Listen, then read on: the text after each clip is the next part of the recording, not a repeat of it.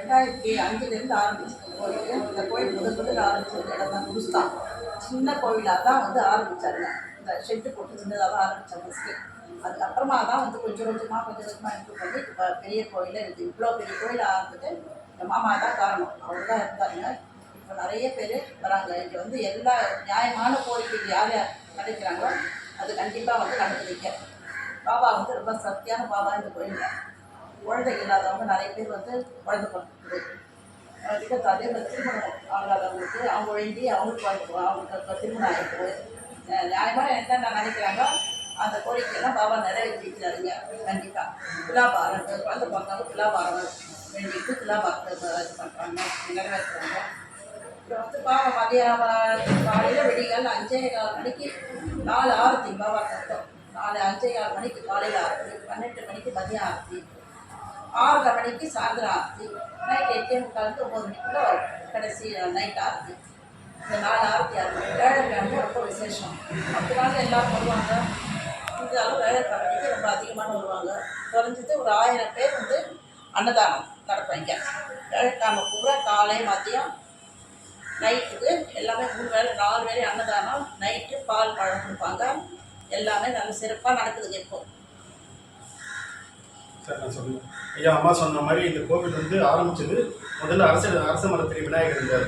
அவருக்கு பக்கத்தில் இந்த சின்ன பாபா அம்மா உட்கார வச்சு நாங்கள் வந்து ஒரு ஷெட்டு மாதிரி தான் வச்சு இங்கே ஆரம்பித்தோம்.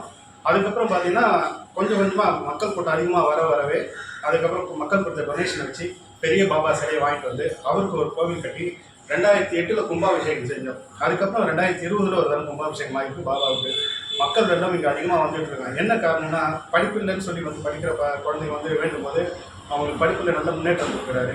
திருமணம் ஆகாதவங்க ஆண்கள் பெண்கள் யாராக இருந்தாலும் அவங்க வேண்டுதல் பண்ணிக்கிட்டாங்கன்னா அவங்களுக்கு திருமணம் நல்ல இடத்துல முடியுது. அதுபோல் அவங்களுக்கு பிள்ளை வாரிசு இல்லை. நிறைய பேர் கல்யாணம் ஆகி 6 வருஷம் 7 வருஷம் ஆகி கூட பிள்ளை இல்லைன்னு சொல்லிட்டு எங்கேயோ டாக்டர்லாம் பார்த்து கூட கடைசியாக நம்ம பாபா கிட்ட வரவங்ககிட்ட அவர்கிட்ட பிரார்த்தனை பண்ணிக்கினாங்கன்னா அவங்களுக்கு குழந்தை வரணும் அதை அறுவடை பண்ணிக்கிறாரு. அதுபோல் அடுத்தடுத்து உங்களுக்கு என்ன தேவையோ நியாயமான கோரிக்கைகள் அவங்க சொன்ன மாதிரி நியாயமான கோரிக்கைகள் எல்லாமே நிறைவேறுது.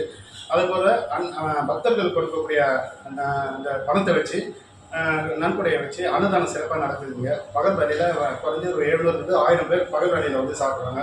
சாயங்கால வேலையில் வியாழக்கிழமையில் அதே போல் ஒரு சிற்றுண்டி கொடுக்குறாங்க. அதையும் வந்து ஒரு 1000 பேர்கிட்ட வந்து சாப்பிட்டு வயிறார பசியாரி போகிறாங்க.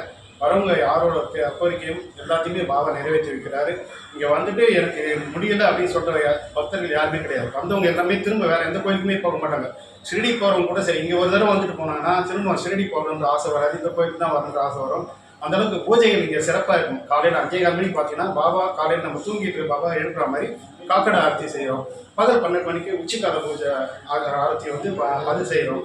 அதுபோல் சாயங்காலம் சாயரட்ச ஆரத்தி பண்ணுறோம். ராத்திரி பாபா திரும்ப தூங்க வைக்கிறதுக்கு ஒரு ஆரத்தி அதையும் தொடர்ந்து செய்துட்டு இருக்கோம். காலையில் 5:15, மதியம் 12 மணிக்கு, பகல் 12 மணிக்கு, சாயங்காலம் 6 to 6:30 மணிக்கு, ராத்திரி 8 to 8 மணிக்கு 6 பூஜைகள் நடக்கும்.